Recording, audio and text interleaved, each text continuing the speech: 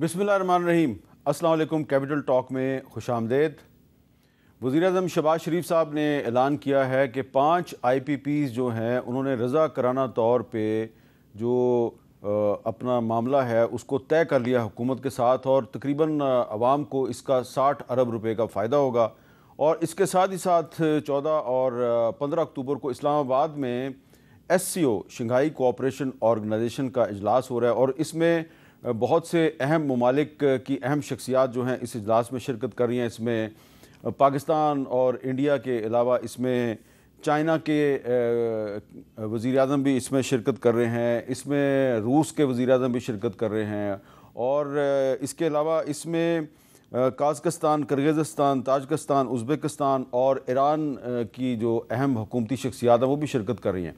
तो ये एक बड़ा ही एक अहम इजलास होने वाला है। इसकी वजह से इस्लामाबाद, रावलपिंडी में बहुत से हिफाजती इक़दामात किए गए हैं, और साथ ही साथ जो एक कॉन्स्टिट्यूशनल अमेंडमेंट है उसका भी मामला चल रहा है। नवाज़ शरीफ साहब और बिलावल साहब की एक अहम मुलाकात हुई है, और इसके अलावा एक और मुलाकात जो है वो बड़ी अहम है, और वो है अली अमीन गंडापुर साहब की मुलाकात मोहसिन नकवी साहब के साथ, और खैबर पख्तूनख्वा के जो गवर्नर हैं फैसल करीम कुंडी साहब, उनके साथ।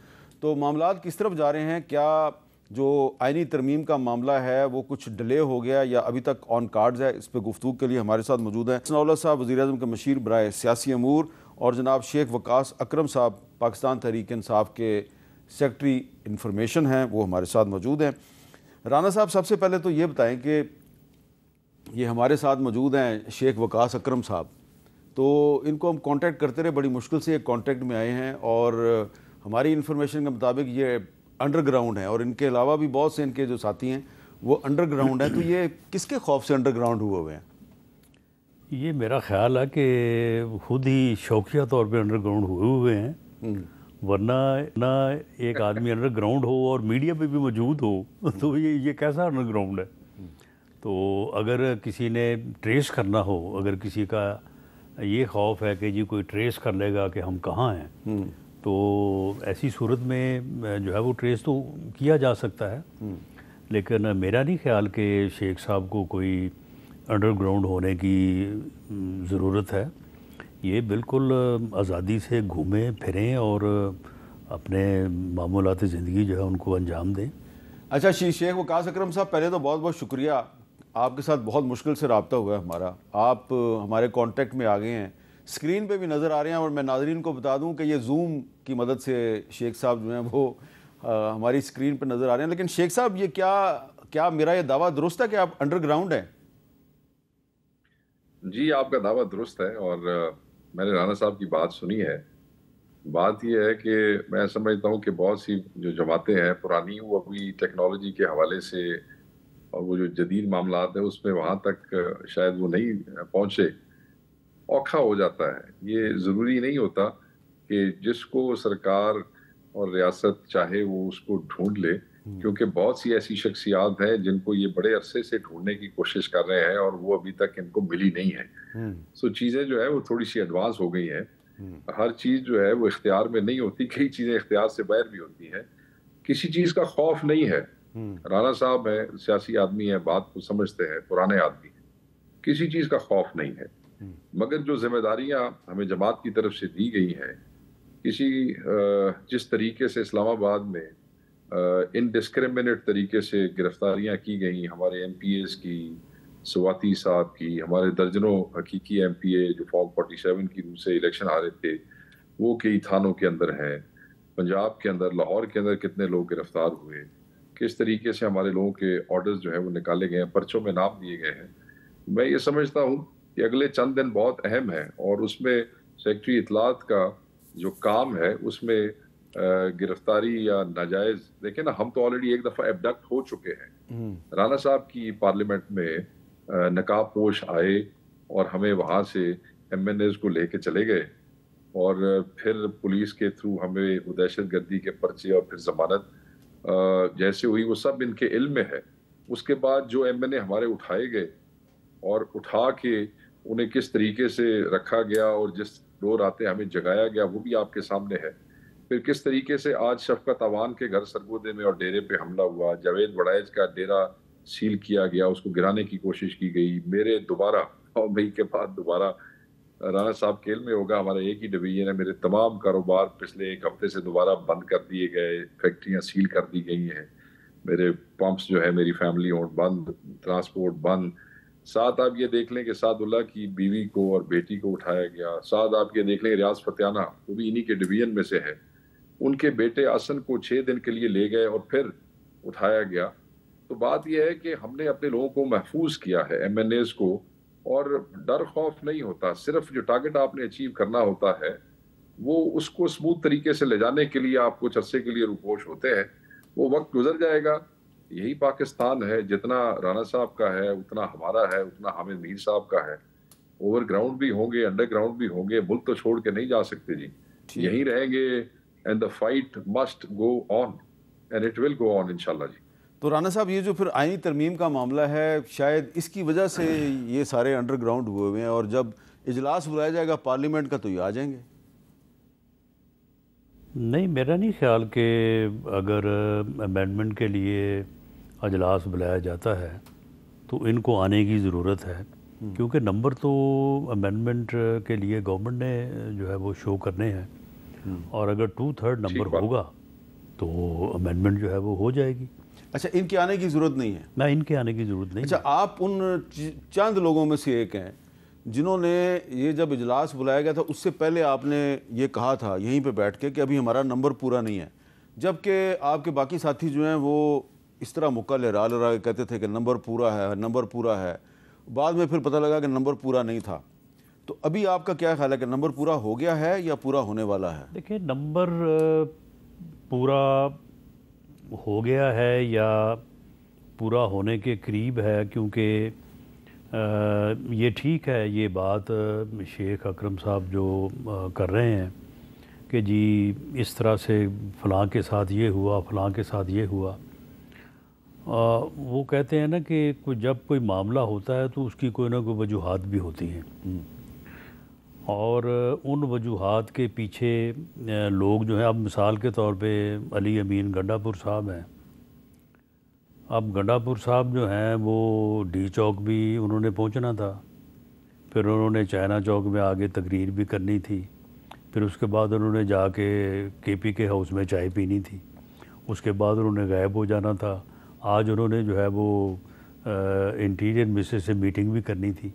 तो ये सारी चीज़ें जो हैं ये एक तरफा नहीं होती, इनमें कुछ और वजूहात भी होती हैं, और जो लोग ये बात कर रहे होते हैं कि जी हमारे साथ ये हो रहा है, हमारे साथ वो हो रहा है, उनके भी मामलात में कुछ ख़राबी जो है ना वो होती है, वरना इस तरह से जो है वो बात जो है ना वो हो नहीं सकती।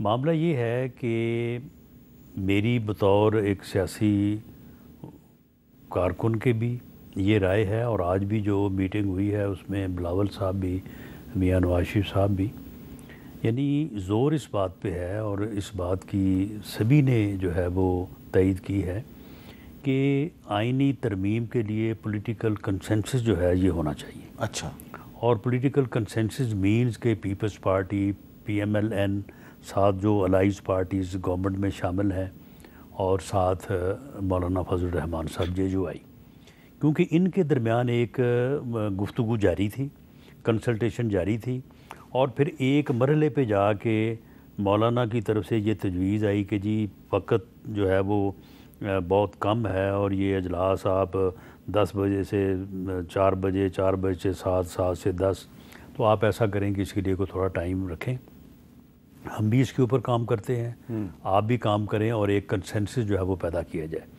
उस कंसेंसस के ऊपर बात चल रही है, और मैं समझता हूँ कि वो कंसेंसस जो है वो भी करीब है कि उस कंसेंसस के नतीजे में जो है वो अमेंडमेंट हो, और उस कंसेंसस में मैं तो कहूँगा कि PTI को भी शामिल हो जाना चाहिए। तो लेकिन PTI उस वक्त शामिल होगी ना जब ये छापे बंद हो जाएंगे, जब शेख साहब कह रहे हैं कि उनके साथियों के घरों पे, डेरों पे छापे मारे जा रहे हैं। बहरहाल ये उमर अयूब के घर 2 दफा छापा पड़ा इस्लामाबाद, उमर अयूब के घर, उमर अयूब के घर पे छापा पड़ रहा है, अपोजिशन लीडर के घर पे छापा पड़ रहा है।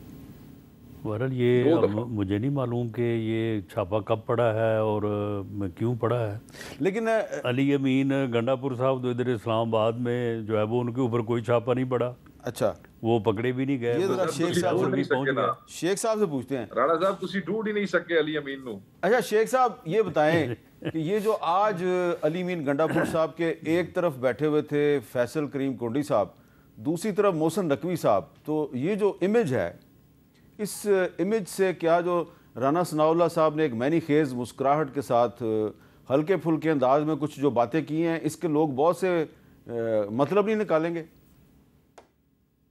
نہیں، میں نہیں سمجھتا کہ وہ مطلب نکالیں گے جی۔ اس کی وجہ یہ ہے کہ جس ایشو کے اوپر یہ سب اکٹھے ہوئے ہیں اور جو جرگے کی میزبانی جو ہے اور جرگے کا اختیار جو ہے وہ تمام پارٹیز نے علی امین کو دیا ہے بحیثیت چیف منسٹر، میں یہ سمجھتا ہوں کہ پختون روایات کی یہ عکاسی کر رہا ہے، کیونکہ پختون روایات کے اندر جب بھی کوئی جرگہ ہوتا ہے تو اس میں دشمن جن کا آپس میں قتال ہوا ہو وہ بھی ایک دوسرے کے ساتھ بیٹھتے ہیں، اور آپ نے دیکھا کہ کتنا سینسٹیو ایشو تھا کہ جب انٹیریئر منسٹری کے ایک ڈائریکٹیو کے اوپر انہی کی گورنمنٹ کا انسٹالڈ آئی جی جو ہے وہ یہ سارا آپریشن کرتا ہے، اور اس میں کس طریقے سے حکومت وقت جو ہے جو وہاں پہ ہے اس وقت صوبائی حکومت، اس کے لیے پختونوں کے جرگے کے لیے، کیونکہ وہ جرگہ بلایا تو پی ٹی ایم نے تھا بٹ وہ آل پختون گرینڈ ایک جرگہ تھا، تو میں یہ سمجھتا ہوں کہ اس کے لیے وہ جو رات لیٹ نائٹ ایک میٹنگ میں فیصلہ ہوا جس میں تمام پارٹیوں نے یہ میزبانی علی امین صاحب کے حوالے کی، کیونکہ انٹیریئر منسٹری کے ہی خط کے اوپر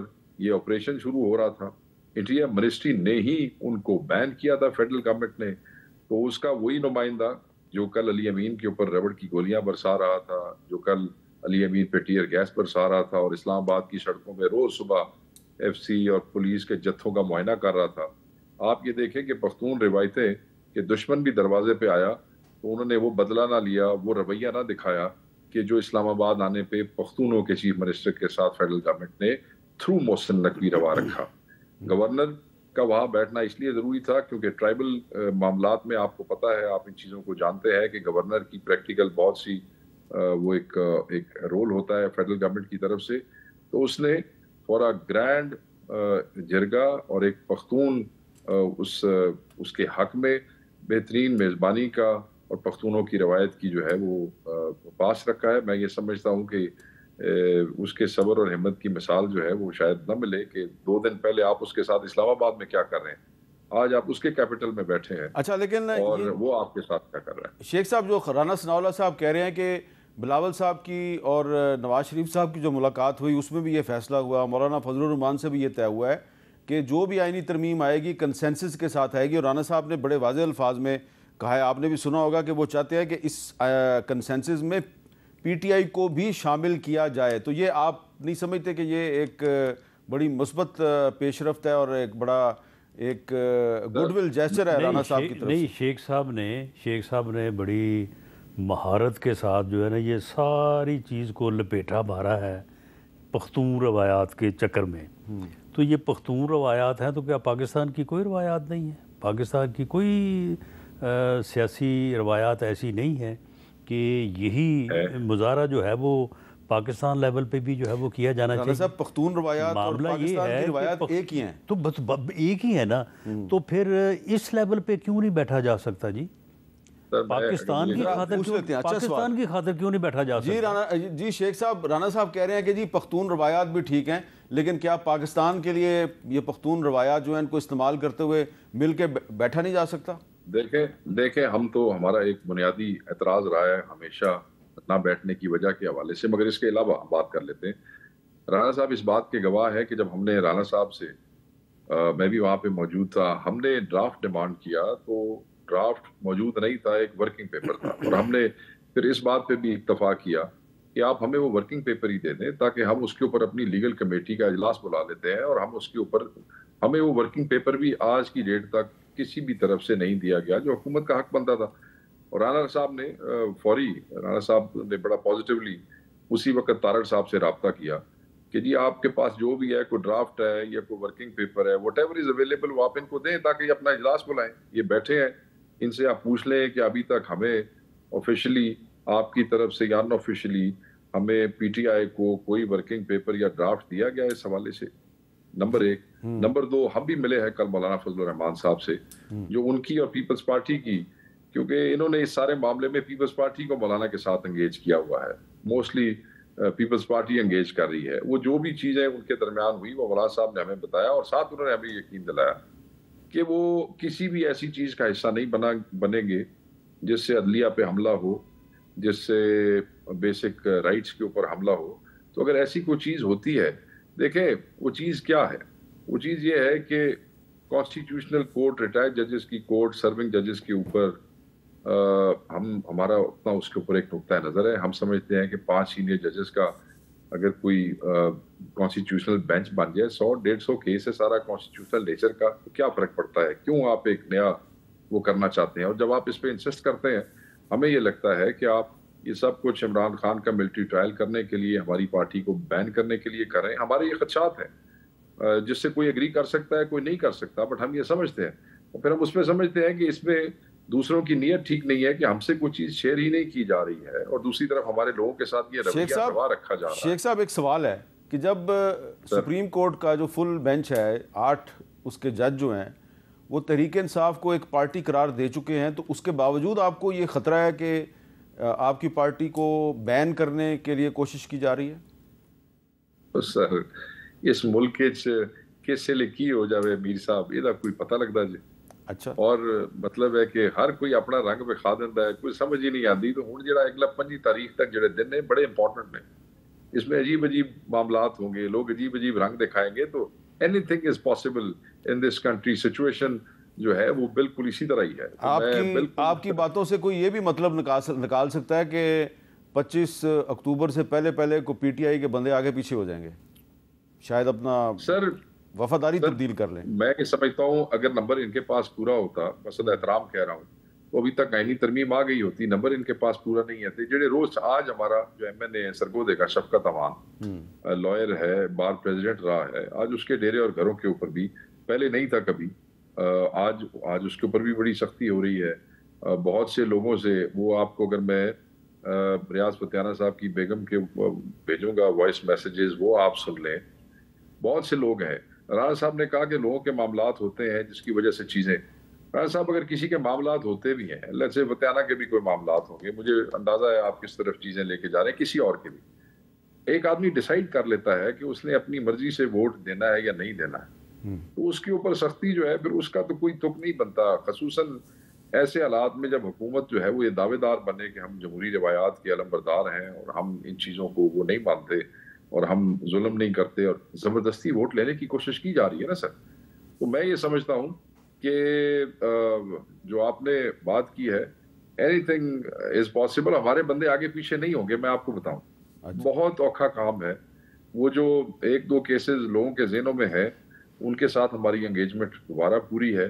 جو لوگ پہلے انہوں نے لا کے بٹھا لیے تھے زبردستی ووٹ دلانے کے لیے, most of them are out of their custody now. اچھا رانا صاحب, یہ ان کے ہاتھ سے. رانا صاحب یہ پاسبل ہے کہ جس کنسنسس کی آپ بات کر رہے ہیں, اور بڑی اہم بات ہے یہ کہ اگر کنسنسس ہو جائے تو اس کے بعد تو پھر یہ جو آئینی ترمیم ہے اس پہ کوئی تنازع ہی نہیں رہے گا, بلکہ پھر تو اتفاق رائے ہو جائے گا. تو اتفاق رائے کا ایک طریقہ جو ہے وہ یہ ہے, جو میں نے مولانا فضل الرحمان صاحب کی گفتگو سے اندازہ لگایا کہ وہ کہتے ہیں جی صرف کانسٹیٹیوشنل کورٹ تک آپ محدود رہیں, اور اس میں بھی یہ کوشش نہ کریں کہ آپ کسی مخصوص آدمی کو اس کانسٹیٹیوشنل کورٹ کا سربراہ بنانے کے لیے یہ پوری آئینی ترمیم کر رہے ہیں. آپ سمجھ گئے ہیں؟ جی بالکل میں سمجھ گیا ہوں, اور اس میں کوئی ایسی بات نہیں ہے. منیمم ایجنڈا اور کنسنسس اور کانسٹیٹیوشنل کورٹ جو ہے, اور اس کے ساتھ دوسرا جو معاملہ ہے اعلیٰ عدلیہ میں ججز کی ایلیویشن کا. اب معاملہ یہ کہ کانسٹیٹیوشنل کورٹ کے قیام کو کس طرح سے کہا جا سکتا ہے کہ جی یہ عدلیہ کے اوپر حملہ ہے, اور جو مثال کے طور پہ جو جوڈیشل کمیشن ہے جو ججز کی ایلیویشن یا اپنا جو ہے اپوائنٹمنٹ کو ڈیل کرتا ہے, تو اس میں اگر پارلیمنٹیرینز کی جو ہے وہ ساتھ شمولیت ہو جائے گی تو اس سے یہ کیسے جوڈیشری کے اوپر حملہ ہو جائے گا. تو اس لیے کوئی جوڈیشری کے اوپر حملے والی بات نہیں ہے, کوئی بیسک رائٹس کو جو ہے وہ ڈیمیج کرنے والا معاملہ یہ بھی بالکل نہیں ہے۔ رہی بات ڈرافٹ کی، تو ڈرافٹ جو ہے وہ میری انفارمیشن کے مطابق تو جو ہے وہ ان کے جو پارٹی کے چیئرمین ہیں گوہر خان صاحب، ان کو اسپیکر اسمبلی یاز صادق صاحب نے پہنچا دیا تھا۔ اگر اس میں کوئی کمی بیشی ہوئی ہے تو ڈرافٹ جو ہے وہ ان کے ساتھ بالکل شیئر کیا جا سکتا ہے۔ کوئی ریٹائرڈ ججز والا معاملہ نہیں ہے۔ سپریم کورٹ کے حاضر ججز جو سینئر موسٹ 3 ہوں گے، ان میں سے کسی ایک کو کانسٹیٹیوشنل کورٹ کا سربراہ بنائے جانے کی تجویز ہے۔ اگر یہ سمجھتے ہیں کہ 3 میں سے جو ہے وہ کسی ایک کے لیے ہی یہ سارا کام ہو رہا ہے، تو میرا نہیں خیال کہ اس میں کوئی صداقت ہے۔ اور اس بارے میں جس معزز جج کو زیادہ اس چیز سے بریکٹ کرنے یا انہیں جو ہے وہ ایک نشانہ بنانے کی کوشش کی گئی ہے، ان کو وہ خود بھی آن ریکارڈ ہیں کہ انہوں نے کوئی ایسی جو ہے انہوں نے یہ کہا کہ میں سپریم کورٹ کے چیف جسٹس کی حیثیت سے ایکسٹینشن لینے میں انٹرسٹڈ نہیں ہوں، لیکن انہوں نے ابھی تک یہ تردید نہیں کی کہ وہ کانسٹیٹیوشنل کورٹ کے سربراہ بننے میں بھی انٹرسٹڈ نہیں ہے۔ نہیں، تو معاملہ یہ ہے کہ اس طرح سے کسی ایک آدمی کو جو ہے وہ یعنی پرسن اسپیسیفک کانسٹیٹیوشنل امینڈمنٹ نہیں ہونی چاہیے۔ بالکل صحیح کہہ رہے ہیں آپ، ٹھیک ہے نا؟ بالکل صحیح کہہ تو رہے ہیں۔ معاملہ یہ ہے کہ اگر آپ کسی کو اندر رکھنے کی معاملے میں کریں امینڈمنٹ یا باہر کرنے کی امینڈمنٹ کریں، تو دونوں پہ پرسن اسپیسیفک ہوگی نا۔ یہ تو سپریم کورٹ کے فیصلے کی خلاف ورزی ہے۔ پرسن اسپیسیفک ہونی نہیں چاہیے۔ ٹھیک ہے، جو سینئر موسٹ ہے، یہ 3 ہے، 5 کر لیں، 4 کر لیں، 2 کر لیں، ان میں سے جو تو اس سے ایک نقطے پہ رانا ثناءاللہ اور شیخ وقاص اکرم صاحب کا اتفاق نظر آ رہا ہے کہ پرسن اسپیسیفک کانسٹیٹیوشنل امینڈمنٹ نہیں ہونی چاہیے۔ کیوں جی شیخ صاحب؟ بالکل، ہم تو پہلے دن سے یہی کہہ رہے ہیں اور کانسٹیٹیوشنل کورٹ جو ہے اور جو ایلیویشن یا انڈکشن آف ہائر جوڈیشری ہے، اس کے اوپر بھی پھر ان کا اتفاق ہے۔ اگر اتفاق ہے تو مسئلہ حل ہو گیا۔ جی شیخ صاحب اس پہ بھی تھوڑا سا بتا دیں آپ۔ دیکھیں سر، اس میں کیونکہ ڈرافٹ ہمارے پاس ایاز صادق صاحب نے نہیں پہنچایا، میں آن ریکارڈ ہوں، یہ کہہ رہا ہوں، میری بات ہوئی ہے چیئرمین گور سے ابھی۔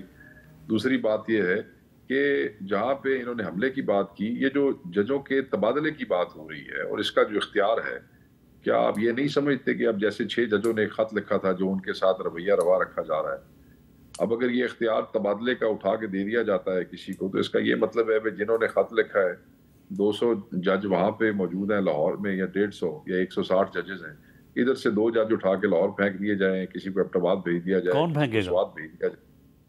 نہیں، کون پھینکے گا؟ کون؟ جس کو آپ اختیار دے رہے ہیں۔ نہیں، معاملہ یہ ہے کہ ہم تو یہ تجویز کر رہے ہیں کہ یا جوڈیشل کونسل کو دے دیں، جسے کہ ہائی کورٹ کے ججز کو گھر بھیجنے کا اختیار ہے، یا پھر آپ جوڈیشل کمیشن کو دے دیں جو کہ اعلیٰ عدلیہ میں ججز کی تعیناتی کر سکتا ہے۔ وہ معاملہ یہ ہے کہ ان لوگوں کو بھی تو کوئی پوچھنے والا ہو نا۔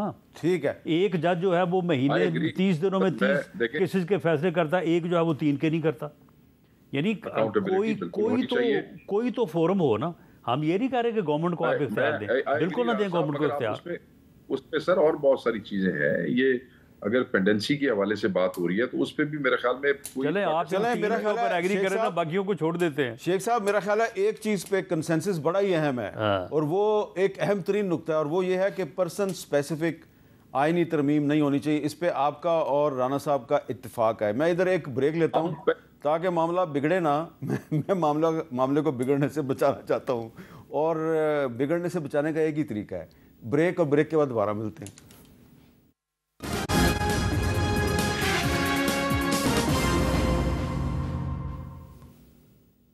کیپٹل ٹاک میں دوبارہ خوش آمدید۔ اچھا رانا ثناءاللہ صاحب یہ بتائیں کہ بلاول صاحب کی اور نواز شریف صاحب کی جو ملاقات ہے وہ بھی بڑی اہم ہے۔ آپ کو لگتا ہے کہ بلاول صاحب اور نواز شریف صاحب کے درمیان کچھ معاملات طے ہوں گے تو پھر مولانا فضل الرحمان صاحب ان معاملات کو ایکسیپٹ کر لیں گے، یا پہلے نواز شریف اور مولانا صاحب کے درمیان کچھ طے ہونا ضروری ہے؟ نہیں دیکھیں، میرا خیال ہے کہ جو میاں نواز شریف صاحب کا مولانا فضل الرحمان کے ساتھ تعلق ہے، یا ایون جو آصف علی زرداری صاحب کا ہے، تو وہ لیول جو ہے وہ بلاول بھٹو زرداری صاحب کا تو نہیں ہو سکتا۔ یقیناً بلاول بھٹو زرداری صاحب جو ہے وہ اس میں ایک بہت بڑا مؤثر ذریعہ ہو سکتے ہیں، لیکن الٹیمیٹلی میرا خیال ہے کہ مولانا سے جو بات ہوگی وہ میاں نواز شریف صاحب اور آصف علی زرداری صاحب کے تو آنے والے دنوں میں نواز شریف اور آصف زرداری صاحب کی مولانا فضل الرحمان کے ساتھ ملاقات کا امکان ہے؟ ملاقات کا امکان ہے، لیکن یہ ملاقاتیں جو اس سے پہلے ہوئیں اور جن کو ملاقات ہونے سے پہلے ہی جو ہے وہ میڈیا پہ ایک تو اس شوق نے جو ہے نا وہ ہمیں ڈبویا ہے کہ ملاقاتوں کی خبر جو ہے نا وہ بہت ہائی لائٹ ہونی یہ تو آج آپ نے 15 ارب روپے کی بات کی ہے. تو اس مرتبہ جو ملاقات ہوگی تو میرا خیال ہے کہ وہ ملاقات کا جو رزلٹ ہے، جو نتیجہ ہے وہ سامنے آئے گا، اس سے پہلے کہ وہ ملاقات جو ہے وہ چلتی رہے بہتر یہی ہے اور بعد میں نتیجہ ہو جو سکتا ہے کہ زیرو وہ ہو. ملاقات خاموش ہو اور میڈیا کو پتہ بھی نہ چلے، کیونکہ جو اس سے پہلے کامیابی کے لیے یہ ضروری ہے. جو اس سے پہلے ملاقاتیں میڈیا کے کیمروں کے سامنے ہوئی ہیں ان ملاقاتوں کی اصل حقیقت انتہائی مایوس کن ہے.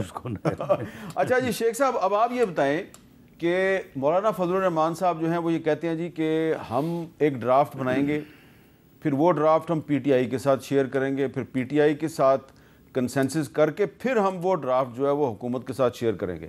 تو یہ سارا پروسیس جو ہے یہ کہاں تک پہنچا ہے؟ دیکھیں، اس میں جو کل ملاقات ہوئی وہ کافی پروڈکٹیو تھی، اور اس میں جو ہمارے سیکرٹری جنرل گئے اور چیئرمین انہوں نے مجھے آ کے بریف کیا ہے، اینڈ انہوں نے کہا کہ بڑی انکریجنگ ملاقات تھی، بڑی پروڈکٹیو ہے. اس حوالے سے سب سے بڑی بات تو یہ کہ جو ان کی گفتگو پیپلز پارٹی والوں کے ساتھ اس انگیجمنٹ کے دوران ہوئی وہ بھی انہوں نے شیئر کی. اس میں جو ان کے معاملات تھے، ان کے جو لوگ اطلاعات کے حوالے سے کے ذمہ دار ہیں وہ ٹی وی کے اوپر بتا بھی چکے ہیں. تو میں یہ سمجھتا ہوں کہ وہ ایک چیز ہے، اس پہ سلمان اکرم راجہ صاحب اور مرتضیٰ جو ہے کامران مرتضیٰ صاحب وہ بیٹھے ہیں، وہ اس کو دیکھ رہے ہیں، اور ہماری جو میجر کنسرنز ہیں وہ اسی کانسٹیٹیوشنل رپورٹ کے حوالے سے ہیں، جس پہ مولانا کا ایک اپنا ویو رہا ہے، شروع سے رہا ہے. وہ ہمیں کنونس کرنے کی کوشش کرتے رہے ہیں، ہم انہیں کنونس کرنے کی کوشش کرتے رہے ہیں. میرا خیال ہے ہم یہ امید رکھتے ہیں کہ ہمیں کامیابی ہوگی. ہم یہ سمجھتے ہیں کہ ایک بینچ جو ہے ایک سینئر 5 ججز کا، اگر وہی کانسٹیٹیوشنل نیچر کے اس کو ڈیل کر لے تو یہ کوئی اس میں کوئی مذائقہ نہیں ہوگا، اور یہ بہتر ہے نہ کہ ہم ایک علیحدہ ہی کورٹ بنا لیں. اس حوالے سے وہ چیزیں جو ہیں وہ کافی حد تک آپ ایسے کہہ سکتے ہیں کہ 50-60% جو ہے وہ چیزیں رائف ہیں. باقی 1-2 دور اور ہوں گے اور انشاءاللہ چیز کسی نہ کسی کنارے پہ لگ جائے گی. اچھا، ایک تو یہ بڑی اچھی بات ہے کہ آپ کو لگ رہا ہے کہ چیز کسی نہ کسی طرح کنارے پہ لگ جائے گی، لیکن کیا یہ بھی اچھا نہ ہوتا کہ جو فلسطین کے معاملے پہ جو اے پی سی بلائی گئی تھی اس پر بھی تحریک انصاف بائیکاٹ کرنے کی بجائے کچھ تحفظات کے ساتھ اس میں شرکت کرتی تاکہ دنیا کو ایک اچھا میسج آتا؟ دیکھیں، اس میں پولیٹیکل کمیٹی میں پوری ڈسکشن ہوئی اور مختلف رائے تھی، اور کنسنسس فیصلہ پھر یہی ہوا. اور اس کی وجہ یہ تھی کہ پاکستان کا پریکٹیکلی سفارتی سطح پہ کوئی کنٹریبیوشن نہیں ہے فلسطین کے حوالے سے. اس وقت جو موجودہ صورتحال ہے میں اس کی بات کر رہا ہوں، میں کوئی پچھلی جو ہے وہ ماضی کی بات نہیں کر رہا، یہ ابھی جو پچھلے 2-3 مہینوں کے حوالے سے میں بات کر رہا ہوں. ساتھ ہی اسی شہر کے اندر فلسطین کے اوپر احتجاج کرنے والوں پہ پرچے دیے گئے، فلسطین پہ احتجاج کرنے والوں کو گرفتار کیا گیا، بزرگ سینیٹر کو گرفتار کیا گیا، فلسطین کی دھرنے جو ہے ان کی رکاوٹیں پیدا کی گئیں، میچز میں لوگوں سے جو ہے فلسطین کے جھنڈے چھینے جاتے رہے. تو ہم ایسے کیسے کسی ایک اس کا ایسے ہم تو سمجھتے تھے کہ ہمیں ایک ڈھونگ ہے اور انہوں نے رکھ لیا ہے for the sake of doing it, they are doing it.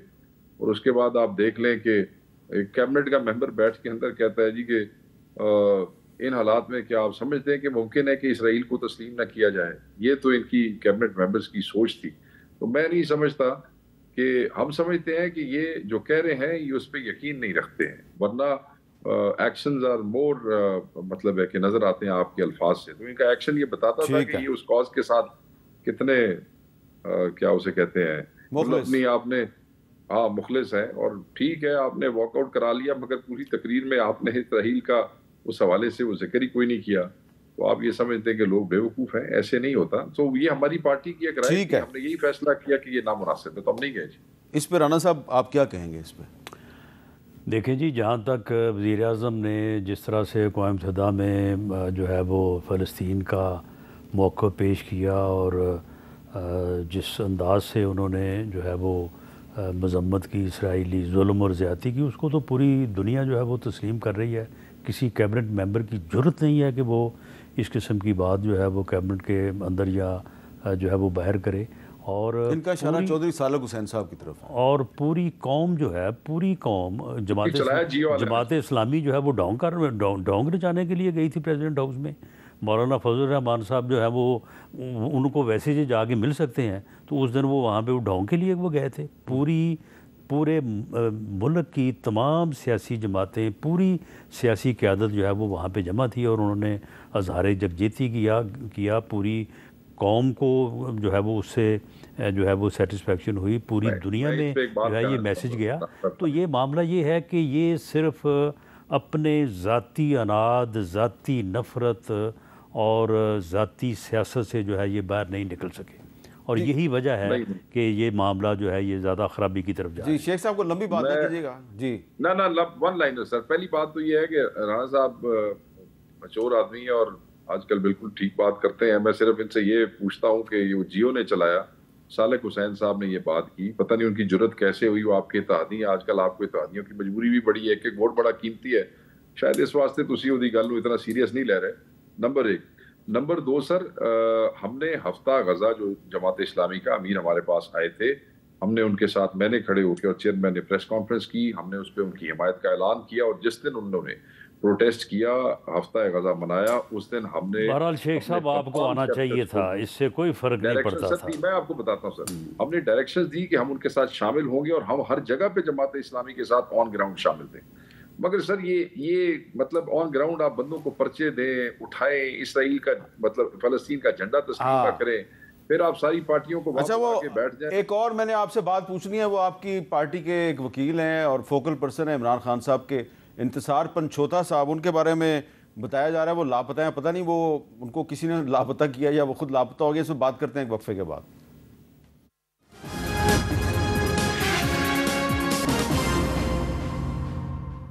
Capital talk میں خوش آمدید۔ شیخ وقار اکرم صاحب ذرا جلدی سے بتا دیں، یہ شیخ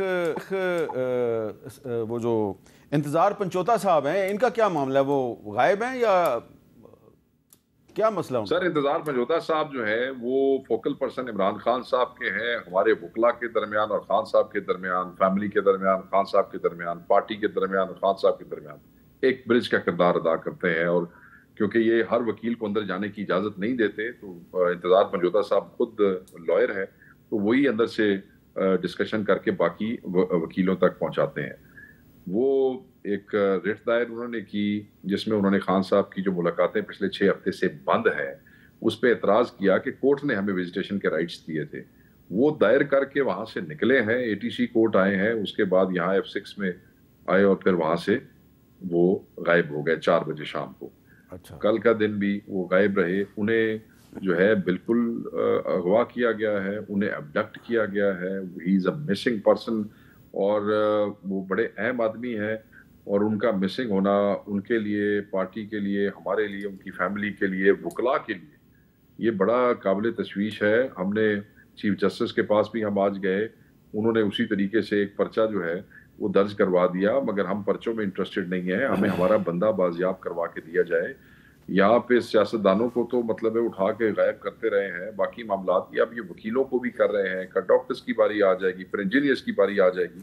یہ تو عجیب ظلم ہو رہا ہے، اور میں نے مطالبہ کیا ہے، پارٹی نے مطالبہ کیا ہے کہ وہ پولیس کے پاس ہے، کسی ایجنسی کے پاس ہے، کسی رینجرز کے پاس ہے، یا کسی بھی حکومت نے اپنا کسی حساب کے لیے ان کو اٹھوایا، تو ہم سب کو کہتے ہیں یہ گنڈا پور صاحب کو چاہیے تھا نا کہ آج محسن نقوی صاحب سے بھی یہ بات کرتے ہیں، لیکن ہم رانا صاحب سے پوچھتے ہیں۔ رانا صاحب یہ بتائیں کہ یہ تو نہ MLA ہیں نہ سینیٹر ہیں، تو انتظار پنچوتا صاحب کو غائب کرنا یہ کوئی مناسب ہے؟ نہیں، میرے علم میں نہیں ہے، لیکن اب اس کو اس طرح سے تو جو ہے وہ تسلیم نہیں کیا جا سکتا کہ وہ واقعی ان کو کسی نے غائب کر لیا ہے، کیونکہ اگر کوئی بندہ غائب ہوتا ہے تو اس بندے کو یا جو کمپلیننٹ ہو اسے کم از کم کوئی منیمم نشاندہی تو کرنی چاہیے نا۔ اب پارلیمنٹ سے جب لوگ غائب ہوئے ہیں ان کے متعلق شیخ صاحب کتنی بڑی کہانی بنا کے پیش کر رہے ہیں کہ وہ شیخ صاحب خود غائب ہوئے تھے نا، شیخ صاحب خود غائب ہوئے تھے، اب تک انہوں نے بتایا نہیں ہے۔ پولیس کہتی ہے کہ جی ہم نے ان کو باہر سے پکڑا ہے، ہم ان کو کہتے رہے کہ جی بتائیں کہ آپ کو کن لوگوں نے کہاں سے پکڑا، کہتے ہیں ہمیں کوئی پتہ نہیں۔ شیخ صاحب اب بتائیں، بالکل کوئی نشاندہی نہیں کرتے، اور یہ پنجوتا صاحب ان کو نشاندہی کریں نا۔ رانا صاحب سے اب یہ علی مین گنڈا پور کی طرح جو ہے یہ 24 گھنٹے بعد 48 گھنٹے بعد جو ہے یہ برآمد ہو جائے۔ میں آپ کو بتاؤں حامد بھائی، رانا صاحب سے مجھے اس بات کی بالکل توقع نہیں ہے، ان کو پتا ہے ہم آن ریکارڈ کہہ رہے ہیں، بار بار ٹی وی پہ کہا، وی لاگز میں بھئی اغوا آپ ہوئے ہیں، پتہ مجھے ہے۔ نقاب پوشوں ہمیں نقاب پوشوں نے اٹھایا، تو پھر نقاب پوشوں کا بتائیں نا کون تھے وہ؟ آپ کو بھائی نقاب پوشوں کا ہمیں کیا پتا، آپ ہمیں بتائیں کہ وہ پولیس کے تھے، وہ کسی ایجنسی کے تھے، وہ کسی ادارے کے تھے۔ اچھا چلیں چھوڑ دیں اس بات کو، آپ کے پاس شیخ صاحب چلیں پھر بات یہ ہے شیخ صاحب آپ کو بھی پتا ہے۔ اچھا شیخ صاحب آپ بتانا نہیں چاہتے۔ گل مکا لین دیو رانا صاحب، ایک گل مکا لین دیو صرف پلیز۔ سر آپ کے اسپیکر نے فیکٹ فائنڈنگ کمیٹی بنائی تھی، سانو دسے انہیں کی کیتا ہے، سانو بلایا ہے، ساڈے سٹیٹمنٹس لائے نے کی کیتا ہے ساڈے نال، ایویں سانو لالی پاپ دے کے اب کھانا کھا لو، میرے پہ پریشر بہت ہے، اس طرح تو سر نہیں ہوتا نا۔ اچھا بہت بہت شکریہ شیخ صاحب، میرا وقت ختم ہو گیا، رانا صاحب آپ کا بھی بہت بہت شکریہ، لیکن یہ جو مسئلہ ہے اس کو ایک بڑا ہی بہترین طریقہ ہے، اور وہ یہ ہے کہ جو فیکٹ فائنڈنگ کمیٹی ہے جو اسپیکر ایاز صادق صاحب نے بنائی ہے، وہ فیکٹ فائنڈنگ کمیٹی جو ہے وہ اسلام آباد کے آپرا چوک یا راولپنڈی کے چاندنی چوک یا لاہور کی انارکلی یا کراچی کے تارک روڈ کہیں پر بھی چلی جائے اور عام آدمی سے پوچھے کہ یہ جو پی ٹی آئی کے ایم این اے تھے، ان کو پارلیمنٹ ہاؤس کی بلڈنگ سے کس نے اٹھایا تھا، عام آدمی آپ کو بتا دیں گے، لیکن شیخ صاحب کہتے رہیں گے نقاب پوشتے نقاب، عام آدمی بتا دے گا، عام آدمی کو زیادہ پتہ ہے آج کل، لیکن وہ اس کی کوئی سننے والا تو ہو۔ اجازت دیجیے، اللہ حافظ۔